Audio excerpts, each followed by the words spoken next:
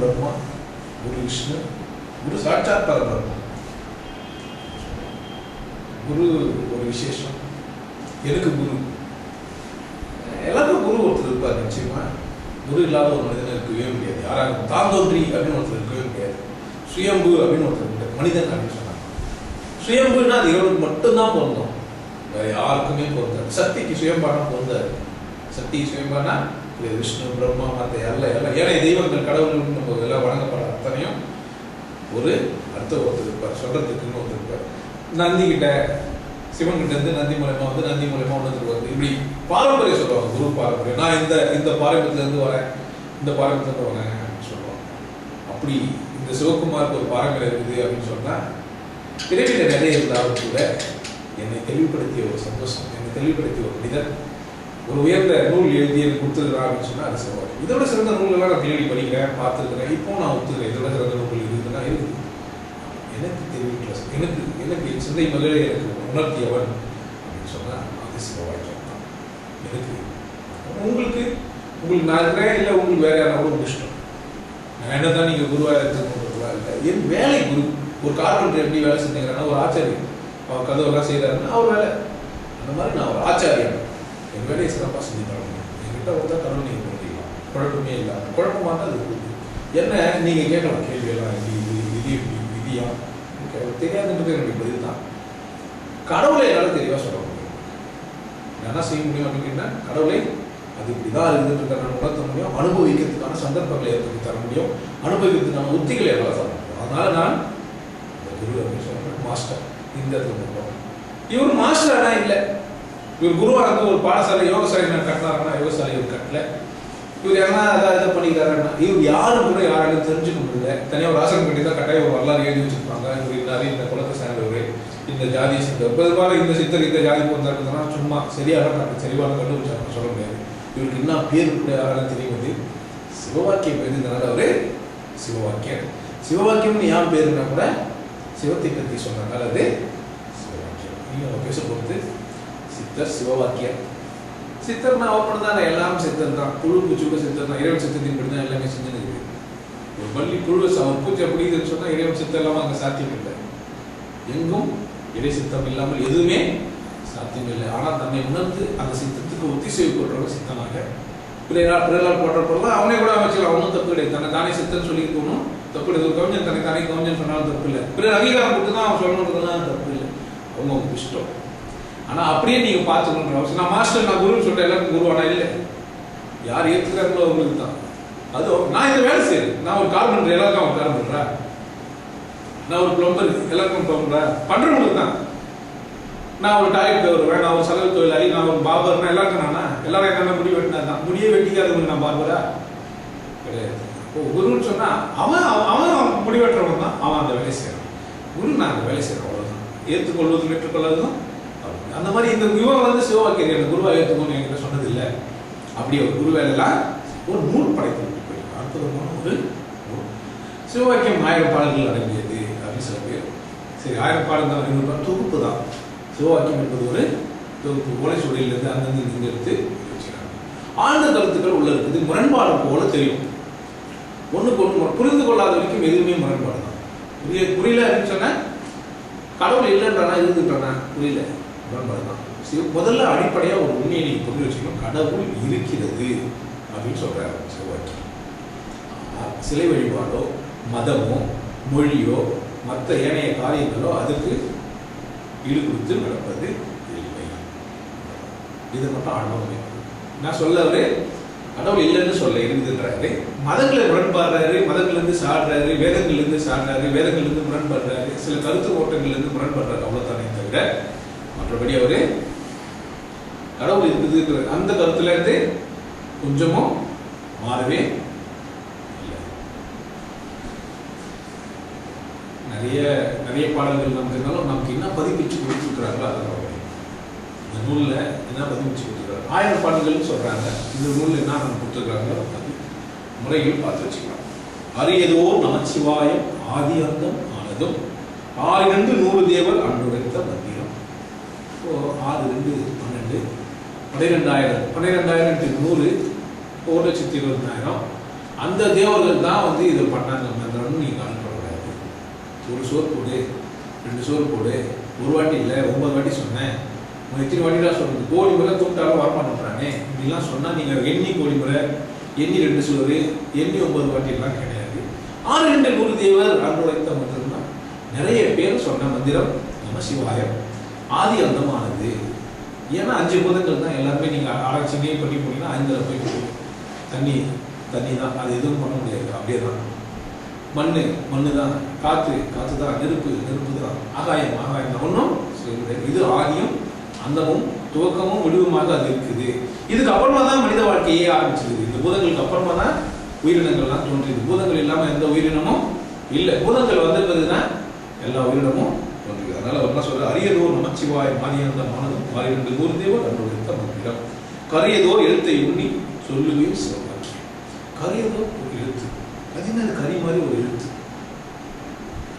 புள்ளி வச்சிருப்பாங்க. எழுத்து அப்படின்னு சொன்னா ஒரு சிலர் பார்த்தீங்கன்னா ஊர் போடுவாங்க, தலைமையில பார்த்தீங்கன்னா ஒரு சிலர் ஊர் போடுவாங்க, இன்னும் ஒரு சிலர் பார்த்தீங்கன்னா மா போடுவாங்க. மா போட்டு ஒரு புள்ளி வைப்பாங்க, மாக்குள்ள புள்ளி வைப்பாங்க சில பேர். பழைய காலத்து வழக்கங்கள்லாம் பார்த்தீங்கன்னா இந்த புள்ளி எந்த ஒரு ஆரம்பமும் ஒரு புள்ளியில தான் ஆரம்பிக்குது. ஒரு புள்ளியில தான் எந்த ஒரு விஷயமும் ஆரம்பிக்குது. இது கரியதோர் எழுத்தைன்னா ஆரம்பமாக ஒரு இருக்கிற ஒரு புள்ளி. இப்போ இப்படி எடுத்துக்கலாமா, இப்போ பிரபஞ்சத்தை பற்றி ஆராய்ச்சி பண்ணுறவங்கலாம் பார்த்தீங்கன்னா ஒரு ஆராய்ச்சியில் ஒரு பிளாக் ஹோல் இருக்குது, பிளாக் ஹோல் இருந்தால் எல்லாம் வந்தது, இது பிளாக் ஹோல் சொல்கிறாரு சில பேர். அறிவு உச்சத்தில் போய் இதை அப்படியே எடுத்து போய் வச்சுக்கலாம். அப்படிலாம் எடுத்துக்கூடாது. இதை ரொம்ப எளிமையாக எடுத்துக்கோங்க. ஆரம்பிக்கிறதுக்கு ஒரு புள்ளி தேவைப்படுது. அப்படி நான் அந்த புள்ளியை வச்சு ஆரம்பித்து சொல்கிறேன். கரியதோ எழுத்து உண்ணி சொல்லுவேன் சிவவாக்கி, தோஷ பாவமாயி தூர ஓடவே. இதெல்லாம் தூரம் போனோம், தோஷம் பாவம் இவைகள் எல்லாம் தூர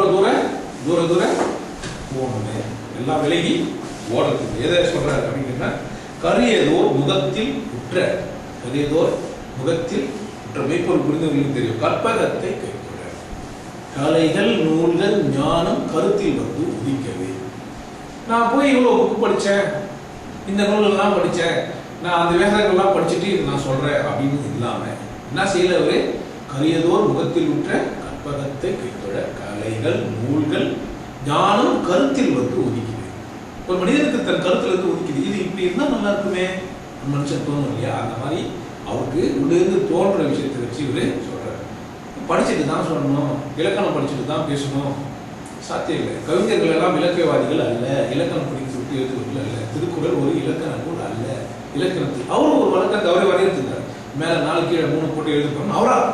அந்த மாதிரி இலக்கணங்களை கூட தானே வரையறுத்து, நான் இப்படி இருக்க போறேன்னு நானே வரையறுத்துக்கணும். யாரையும் பார்த்து வரையறுக்கிறதுக்கு நான் யாரு? ரஜினி மாதிரி சில பேர் இப்படி வச்சுக்கிறது, கமல் மாதிரி வச்சுக்கிறது, அவன் ஒரு படத்துக்கு ஒரு மாதிரி வச்சுப்பான். அப்படிலாம் இவங்க மேக்கப் பண்ணீங்கன்னா இவர் யாரு? தன் அடையாளம் போயிடும். தனக்காட்டுக்கு இந்த உலகத்துல ஒவ்வொன்றையும் இறைவன் தனியா ஸ்பெஷலா செஞ்சுக்கலாம். அவனை மாதிரி யாரையும் நீங்க போய் இந்த உலகத்துல பெரிய அற்புதம் எதுனா நீங்க தான். உங்களை மாதிரி ஒருத்தர் எங்கே போனாலும் அவ்வளவு விசேஷம். நீங்க இன்னொருத்தர் மாதிரி இருக்கலாமான்னு பார்க்கறது ரொம்ப அசிங்கம். இந்த மாதிரி ஆக முடியாது. இன்னொருத்தர் மாதிரி யாருமே அப்படி அவர் மாதிரி நானும் ஞானி ஆக போறேன், அதுக்காக குருனா அது இல்லை. குருவோட வேலை நீயாக மாற்றுவதற்கு தான் ஒரு குருவோட வேலை. அது கண்டிப்பா நீ ஒரு அழகான ஒரு பறவை, நீ பறவையாக ஒரு குரு சொல்ல வேண்டியதில்லை. ஏன்னா அது 5 அறிவு அப்படி இல்லை. 6 அறிவு வந்துச்சுன்னா எதுனா ஒன்று ஆக பார்க்குது, எதையோ படிச்சுட்டு எதையோ ஒன்று ஆக பார்க்குது. இல்லை உன் இயல்புல போட்டேன்னா எதுவும் இயல்பாதே கொண்டாடி மகிழ்ந்தது. கரியதோர் முகத்தை ஒத்த கற்பகத்தை கைத்தொழ கலைகள் நூல்கள் ஞானம் கருத்தில் வந்து உதிக்கவே. பெரிய பெயர்கள் சிறிய பெயர்கள் கற்றுணர்ந்த பேரெல்லாம் பெயனாகி ஓதிலும் படி கொடுக்க வேண்டும். முதல்ல சொல்லி வைக்கிறேன். நிறைய பேர் நீ படிச்சிருந்த, நான் பிழையா தான் இருக்கேன், ஆனா நான் சொல்ல போது பேய் மாதிரி ஆணித்தரமா பேச போறேன், பிழையா இருந்தா பொறுத்துக்கோ. வேற வேணா எதுக்காக பொறுத்துன்னு போ, எதிர்த்து இந்த சண்டை போட்டு எனக்குலாம் இருக்காது, பொறுத்துன்னு போ. நான் தப்பு தான் இருந்துன்னு போ. நான் ஒரு முட்டாள், இந்த உலகத்துல எவ்வளவு முட்டாள் தான் இருக்குது. அப்படி நானும் ஒரு முட்டாள் விட்டுட்டு போயிடு. என்ன கூட என்ன பண்ணிருக்காரு, சண்டை போட்டுருக்காரு, அதுக்கெல்லாம் இல்லை, பொறுத்துன்னே போயிடு. ஆனா நான் அது என்ன பண்ண போறேன், பேயனாகி மொத ஆன அஞ்செழுத்துலே அண்டமும். ஏன் நமச்சிவாய் முதல் பாட்டை சொல்லிட்ட உடனே அதுனா அது நமச்சிவாய், ஏன் அந்த மந்திரம் அப்படின்னு சொன்ன உடனே சொல்றாரு. இன்னொரு 2வது பாட்டை சொல்றாரு, ஆன அஞ்செழுத்துலே அண்டமும் அகண்டமும், ஆன அஞ்செழுத்துலே ஆதியான மூவரும், ஆன அஞ்செழுத்துலே அகாலமும் மகாலமும், ஆன அஞ்செழுத்துலே அடங்கல் ஆவரும். 5 எழுத்துக்குள்ளவே இந்த பூதங்கள்லாம் அடங்கி இருக்குது. 5 எழுத்துக்குள்ளவே 3மே உள்ள அடங்கி இருக்குது. 5 எழுத்துக்குள்ளவே எல்லாமே அடங்க ஆவலோடவும் இருக்குது. அந்த 5 எழுத்து அவ்வளோ அற்புதமானது. நமச்சிவாயம் அப்படின்னு சொன்னா அது சைவ சித்தாந்தத்துக்கு மட்டும்தான். நான் நாராயணா தான் சொல்லுவேன். நாராயணாலும் தப்பு இல்லை, நமச்சிவாயம்னு சொன்னாலும் அர்த்தம் வேற. இது 5 பூதங்களை சொல்றது. நாராயணா மனுஷனா இருக்கிறதே அவன் தான். நரனாக பயணித்திருக்கிறதே யாரு தான்? இறைவன் தான். அது வேற ஒரு மாதிரி புரிய வைக்குது, அதுவும் தப்பு இல்லை. இதுவும் அதே மாதிரி தான் புரிய வைக்குது. 5 பூதங்கள் தான் ஆதாரமாக இருக்குது. ரெண்டும் வேறு வேறு அல்ல. ஆனா அவங்க சொல்ற ஸ்டைல் வேற, இப்ப சொல்ற ஸ்டைல் வேற. நீங்க உடனே சைவம் ஐநூறுலாம் சண்டை போட்டுக்கூடாது. இதுதான் சிறந்ததா, அதுதான் நமச்சிவாயத்தை எடுத்துட்டு நீங்க வேற என்ன கூட வச்சுக்கலாம்.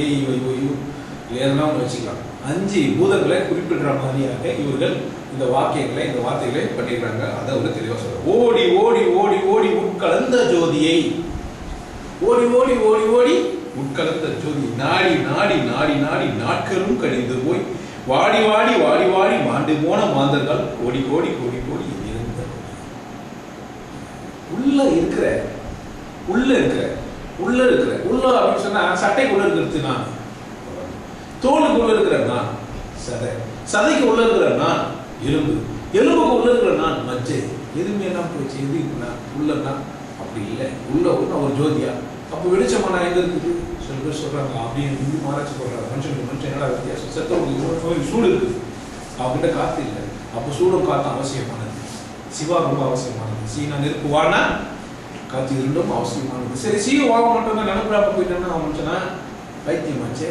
அப்போ யாவா இது இப்படி மூணு தேவர்கள் உள்ள இருக்கிறாங்களா? இப்படியெல்லாம் நிறைய ஆராய்ச்சி பண்ணி பார்த்தேன். கடைசி வரைக்கும் கண்டுபிடிக்க முடியாது. யாரோ சொன்னதை வச்சு நீங்க உலக ஜோதி விட்டார், உள்ள ஜோதியா இருக்கு தேடி, இல்லை வேற யாரோ ஒரு என்னவா சொல்லிட்டார் உள்ள தேடி நிறைய பேர் மாண்டு போனார்கள். தேடியவர்களே நிறைய பேர். உண்மையில நிறைய ஜீவராசிகள் இருக்குது. ஆனா தேடுறவங்க அதை சொற்பம் தான். அந்த கோடியிலையும் கூட நிறைய பேர் மாண்டு போயிட்டாங்க. உரித்தெரித்த நாடையில் ஒடுங்குகின்ற வாயுவை, இதுக்கு அதை எல்லாம் தேடி செத்து போட்டாங்கப்பா.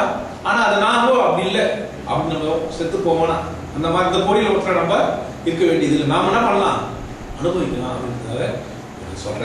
உரித்தெரித்த நாடியில் ஒடுங்குகின்ற வாயுவை கருத்தில் இருத்தியே கபாலமேற்ற வள்ளியை விருத்தரும் பாலராகி மேனியும் சிவந்திரும் அருத்தரித்த நாடும் பாதம் அமைப்பாதம் அமையை. முதல் ஒரு மனிதன் என்ன செய்யணும்?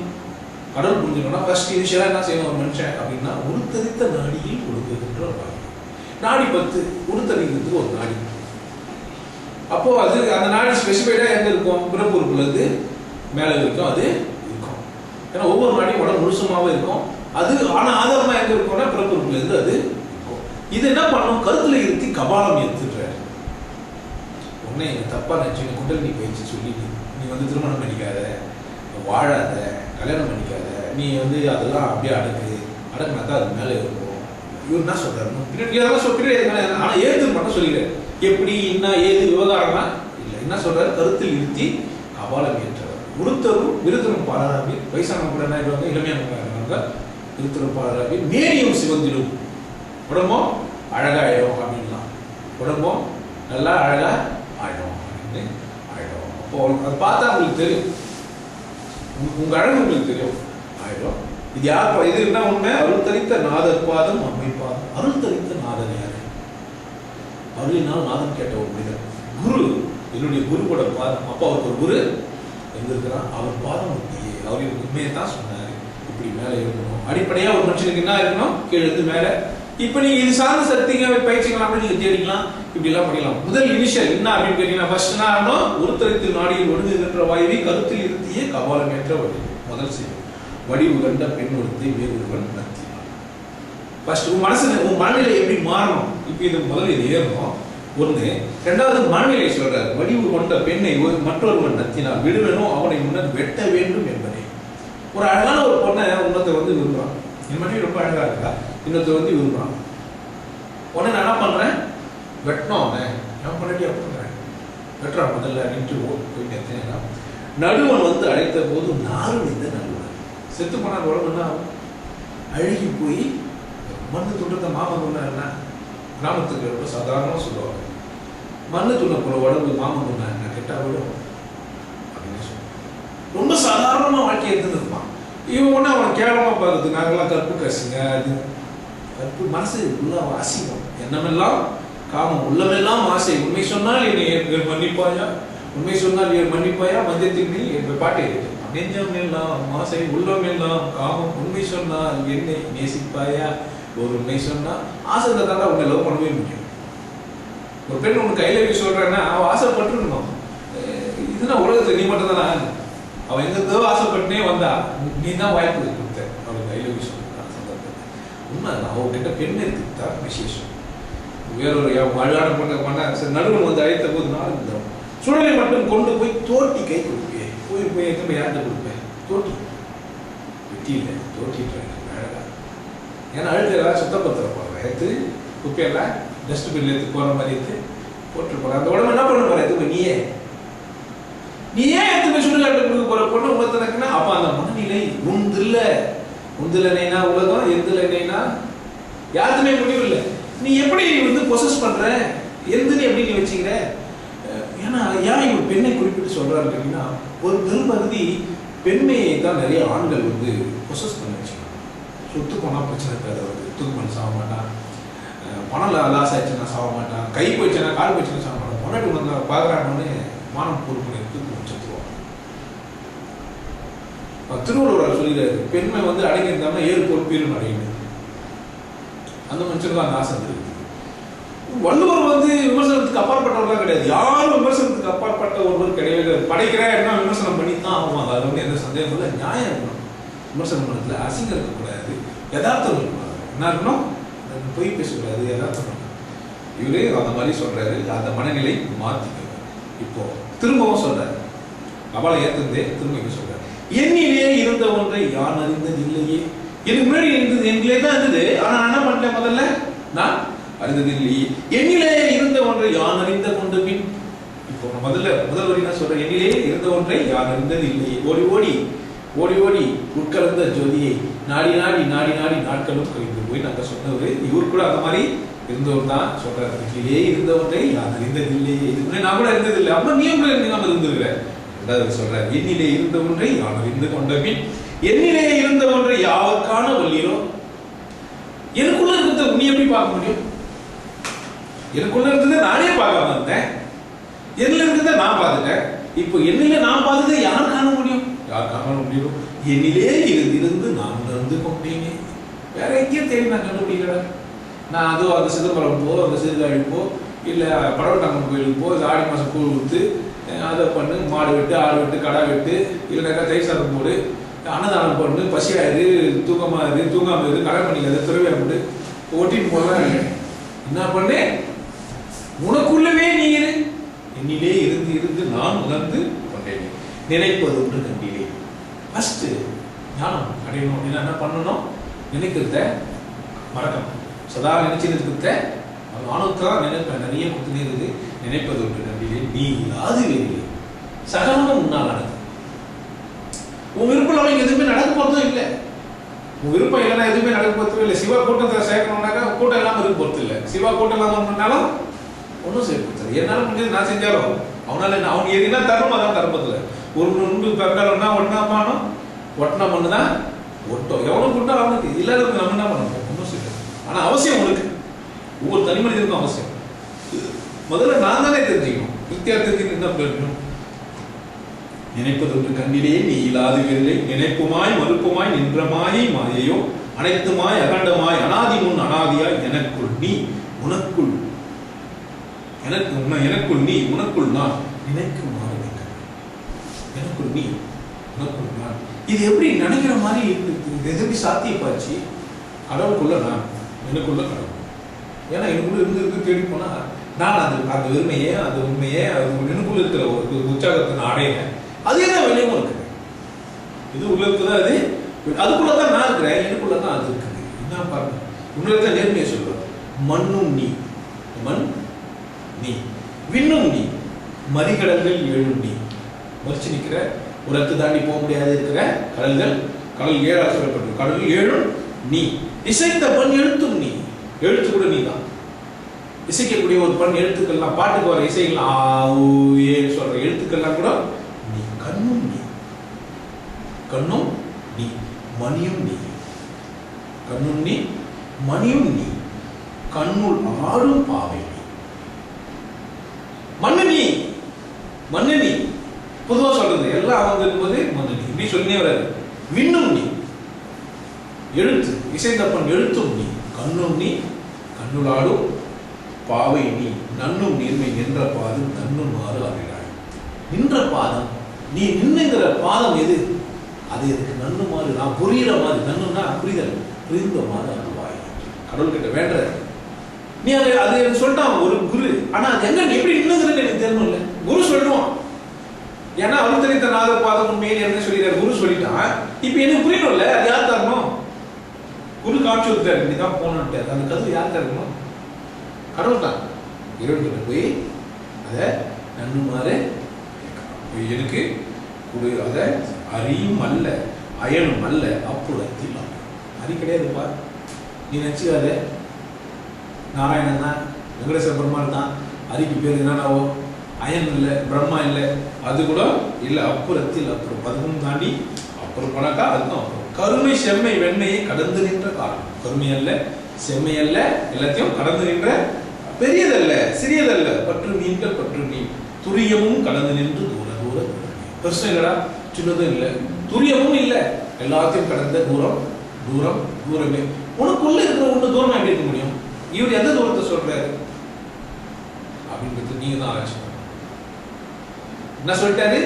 என்னில் இருந்து ஆழமா ஒவ்வொரு என்ன பண்ண நீங்க பாட்டை ஒரு கொஞ்சம் முரண்பாடே வராது. இப்போ ஒரு பாட்டு இப்போ கரெக்டா புரிஞ்சுனே போனீங்கன்னா அவர் பேசுற விதத்துல எங்கேயுமே புரியாம எங்கன்னா மிஸ் பண்ணிட்டீங்க அப்படின்னா பேசலாம்.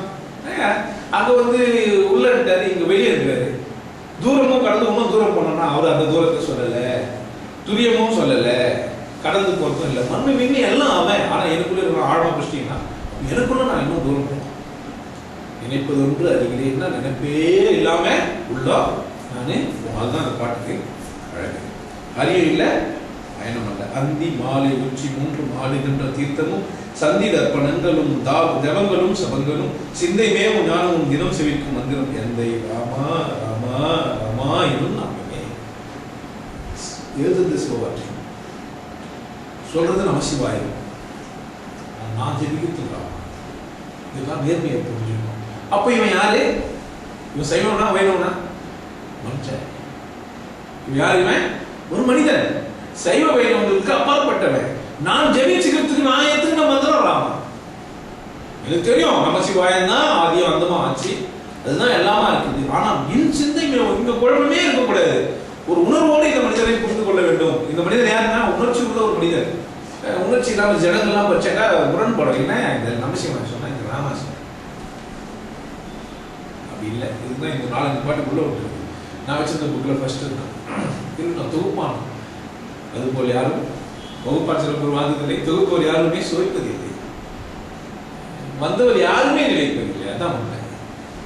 கோடி கோடியில் அவனும் கோடி ஆகிறதுக்காக இதெல்லாம் இது புரிஞ்சு வச்சிருப்போம். அந்தி மாலை உச்சி மூன்று மாடுகின்ற தீர்த்தமும் சந்தி தர்ப்பணங்களும் ஜபங்களும் செபங்களும் சிந்தைமேவும் ஞானமும் தினம் செவிக்கும் மந்திரம் எந்தை ராமா ராமா ராமாயணம் நாமே.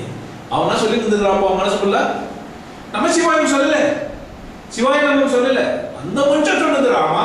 ஆனா அவன் சொல்ல வர உண்மை நமசிவாயம். அவன் சொன்னது நமசிவாயம்னா பொருள் 5 புதங்கள் ஆனது. நான் எனக்கு கூட மனசுக்குள்ள நான் இறைவனை எப்படி நேசிச்சுப்பேன், ஏன் இஷ்டம் சிவா சிவான்னு சொல்லிப்பேன், ஏன் இஷ்டம் கீதா கீதான்னு சொல்லிப்பேன், ஏன் இஷ்டம் ராதா ராதான்னு சொல்லிப்பேன், ஏன் இஷ்டம் இறைவனை என்ன பண்ணிக்கலாம். காதல் அடி நீ எனக்கு, காந்தம் அடி நான் உனக்கு. நீ ஒரு பொம்பளை போய் சொன்னான்னு சொல்லக்கூடாது. பொன்னாடி பேர் செல்லாக்கா செல்லம்மா கண்ணம்மான்னு பார்த்து வச்சுக்கிறான். அப்போ அவன் வேற ஏதோ ஒரு விஷயத்த அவன் இஷ்டம். ஆனாகவோ பெண்ணாகவோ கடவுளை எப்படியோ பார்த்து காதலாகி கசிந்துன்னா அவன் ஒரு ஐடியா பண்றான். இவன் கடவுள் தாங்க இருக்குது, நான் சரியான ஆம்பளை, நான் கடவுளை தாங்க ஃபக் யூ காட் அப்படின்றான். இது வெளியே பார்த்து பயங்கர கேவலமா இருக்கும். என்னடா இருந்துச்சு, ஏன்னா இருக்கிற விஷயத்த சிறப்பான விஷயம் ஃபக் பண்றது தான். அது நான் பண்ண அது கடவுளை தாங்க விஷயம். அவன் நினைச்சு அவன் உள்ளூர் அவனுடைய நினைப்பு வேற, நீ வெளியே பார்த்த நினைப்பு வேற, கேவலப்படுத்துற மாதிரி ஆயிடும். எங்களுக்கு விட்டோன்னு காலர் பண்ண பார்த்தீங்கன்னா ஃபக் யூ காட் டான்ஸ் இது போனோம். தப்பு ரைட்டு இல்லை, உணர்வு தான் இருக்குது விஷயம். உணர்வு இவர் அந்த மாதிரி ராமா சொல்றாரு.